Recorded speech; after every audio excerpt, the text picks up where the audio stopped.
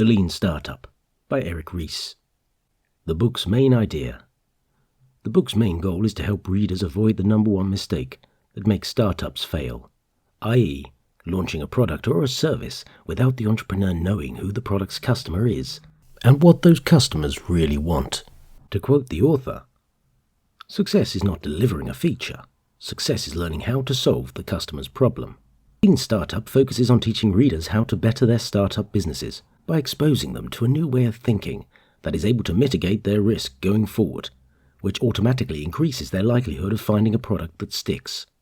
The book does that through introducing the readers to a systematic and scientific method that enables them to get all the information they need to make fast and decisive decisions when starting a business. The ability to learn faster from customers is the essential competitive advantage that startups must possess. Eric Ries. A look at the main topics discussed in the book. Here is a taste of what to expect from the 3 phases of the book. First phase, vision. In the book, Ries, through his experience, explains why startups fail. He tries to make readers understand that the battle for a successful startup is first lost in the vision, where entrepreneurs follow a conventional approach of starting a business, which dictates that immediately they get an idea and it has been approved by either their friends or family. The idea becomes legit and ready to be launched in the market. According to the Lean Startup, the conventional approach is wrong because it makes entrepreneurs launch startups based on untested assumptions, which increase the possibility of them creating a perfect product that nobody wants.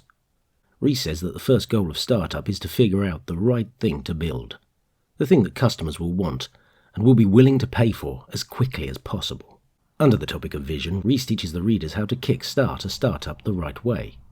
He uses a super formula, which makes the reader better at starting a successful business. Here is a glimpse of the formula. Step 1. The reader is taught how to come up with a user experience vision. Step 2. The reader is taught how to identify critical assumptions on their idea, which determines the success of the startup. Step 3. The reader is educated on how to experiment with critical assumptions.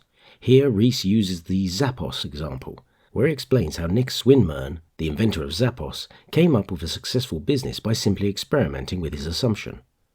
People can buy shoes online by first posting photos of shoes online to test customer demand. Step 4.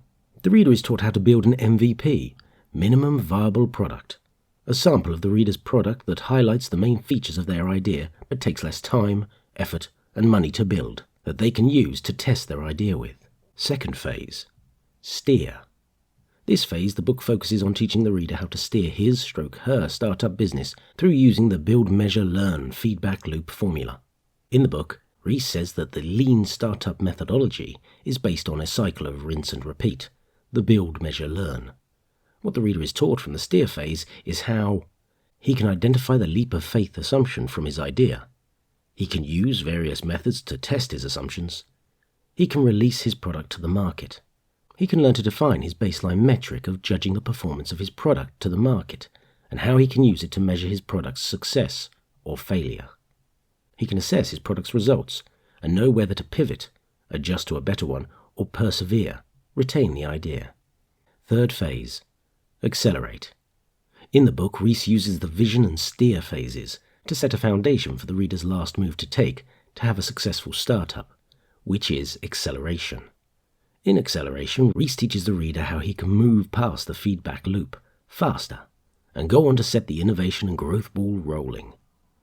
Under Accelerate, Ries focuses on teaching the reader the following topics. Batch. This part explains how the reader can use a small batch approach to get his product going as soon as possible.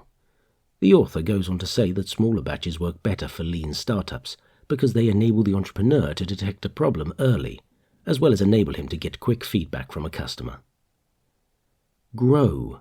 In this section, the author teaches readers how to identify and concentrate on the right growth strategy for their startups. To illustrate how important a right growth strategy is, Ries gives an example of how Sabir Baisha, the owner of Hotmail, grew the business by figuring out her best growth strategy, which was adding signature that carried the message, "Get your free email at Hotmail," onto every outgoing email.